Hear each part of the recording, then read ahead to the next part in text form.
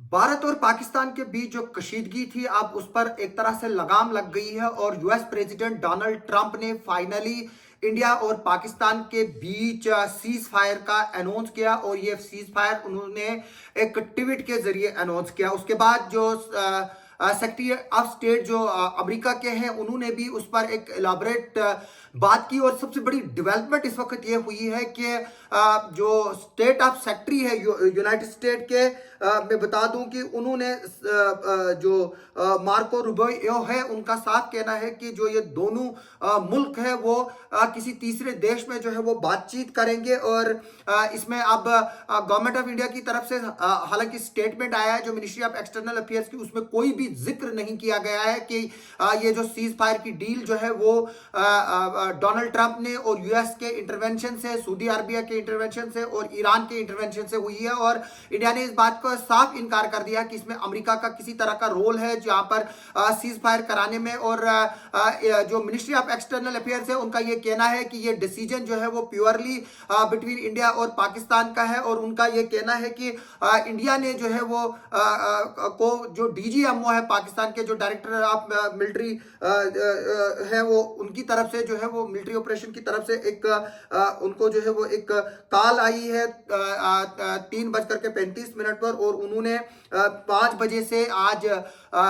Agree किया कि जो सीज फायर है वो होगा। और ये सीज फायर जमीनी सतह पर, आबी सतह पर और हवाई सतह पर जो है वो होगा। और इसमें मैं बता दूं कि जो सेक्रेटरी ऑफ स्टेट है अमेरिका के, उनका ये कहना है कि उन्होंने पिछले 48 घंटे में सीनियर इंडियन और पाकिस्तान ऑफिशियल से बात की, जिसमें prime minister Narendra Modi, prime minister of Pakistan Shahbaz Sharif, external minister of India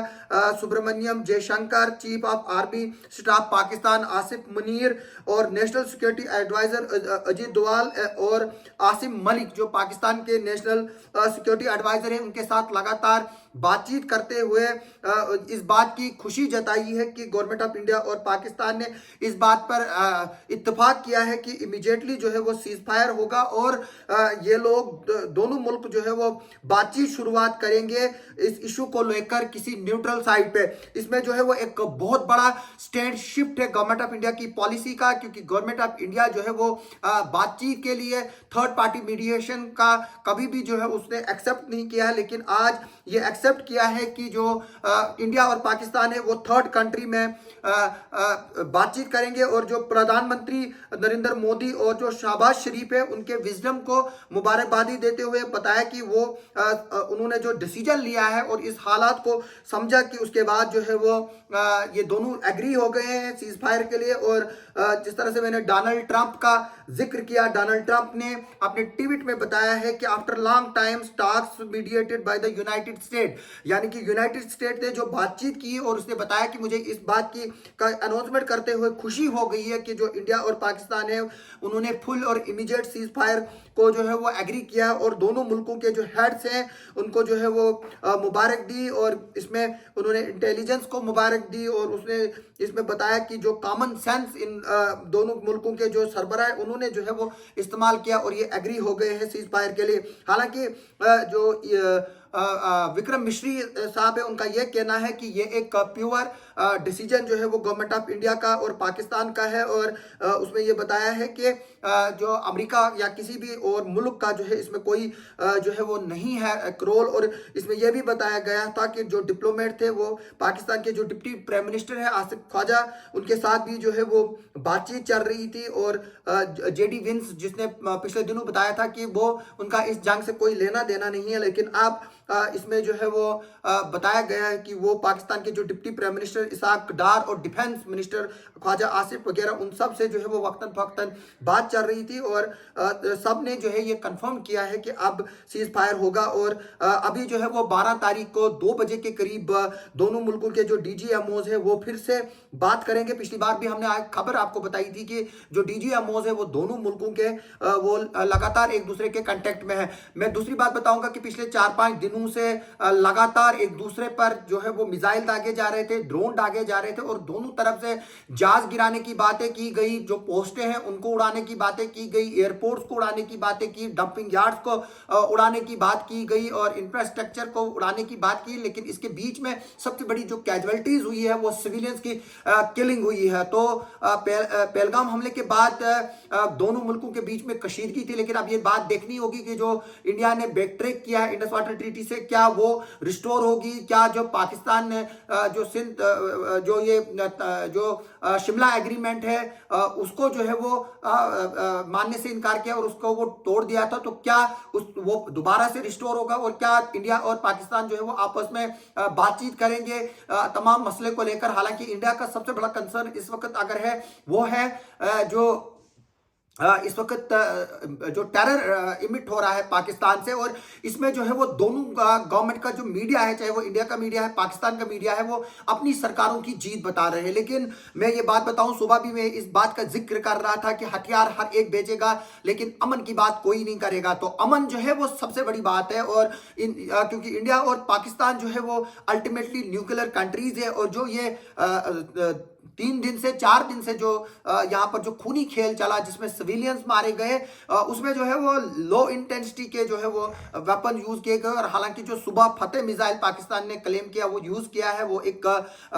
जो बड़ा वेपन है उसका इस्तेमाल किया गया। लेकिन आगे चलकर अगर ये वार आगे और बढ़ती तो जाहिर से तौर से बात है कि इसमें कन्वेंशनल जो मिसाइल्स हैं, जो लॉन्ग रेंज मिसाइल्स है, उसका इस्तेमाल होता। तो अल्टीमेटली क्योंकि इंडिया जो है वो एक वर्ल्ड इमर्जिंग पावर है और फाइनेंशियल में जो है वो तीसरे नंबर पर आती है, तो जाहिर से तौर से बात है कि जब आप जंग में मुलविस होते तो आपकी इकोनॉमी जो है वो खत्म होती है, और इंडिया की इकोनॉमी भी जो है वो उसी तरह से खत्म होती है जिस तरह से पाकिस्तान आज जो है वो खत्म है। तो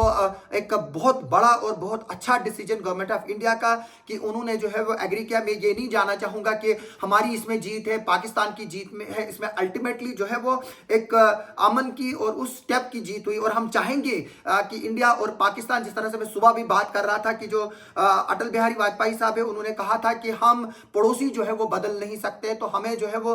इसका मतलब है कि बातचीत के दरवाजे जो है वो खुले रहने चाहिए। हम लोग अगर अभी भी कोई बातचीत के लिए बात करता, सुबह मुझे कुछ लोग कमेंट कर रहे थे ये किया वो किया तो हम बातचीत करेंगे, तो उसको जो है वो एंटी नेशनल टेक किया जाता है। बातचीत ही जो है वो आखिर पर होनी है, चाहे आप जंग करो कुछ भी करो, लास्ट पर जो है वो बातचीत ही होनी है। और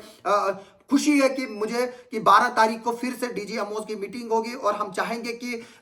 जो इस वक्त इंडिया और पाकिस्तान के बीच में तनाजे हैं वो खत्म हो जाएं और एक तरह से यहाँ पर अमन व शांति आए। आज हम देख रहे हैं कि पिछले 70-75 साल से 3 जंगें 4 जंगें जो है वो हम लड़ चुके हैं। तो चाइना के साथ लड़ चुके हैं, पाकिस्तान के साथ लड़ चुके हैं, करगिल वार लड़ चुके हैं, और ये भी एक जंग थी जो हम लड़ रहे थे। और अभी जो है वो ये पार्शियल जीत है, मैं कहूंगा कि ये पार्शियल जीत है कि इस वक्त जो है वो अभी तक पूरी तरह से क्लियर नहीं है, क्योंकि इंडिया की तरफ से जो है वो एक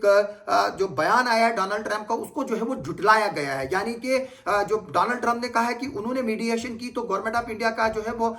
जो सेक्रेटरी है एक्सटर्नल अफेयर मिनिस्ट्री के, उनका साफ कहना है कि उनका उसमें कोई रोल नहीं। इसका मतलब है कि डोनाल्ड ट्रंप झूठ बोल रहे हैं। तो अब डोनाल्ड ट्रंप झूठ बोल रहे हैं या जो अमेरिका के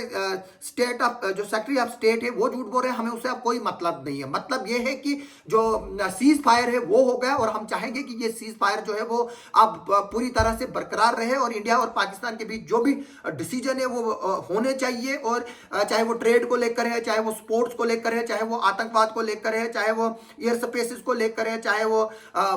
वर्किंग बाउंड्रीज को लेकर है, तो ये चीजें जो है वो वंस फॉर ऑल सेटल होनी चाहिए। वरना ये तलवार जो है वो फिर हमारे ऊपर लटकती रहेगी, क्योंकि हम भी जो है वो अब 30-35 साल मुझे भी आतंकवाद के देखते हुए गए, टेंशन के देखते हुए गए। जो हमारे बच्चे इस वक्त जो पढ़ रहे हैं कॉलेजेस में, यूनिवर्सिटीज में, उनको घर आना पड़ा। जिन लोगों ने मेहनत से घर बनाए हैं उनके घर जो है वो शेलिंग में तबाह हो गए। सुबह हमने एक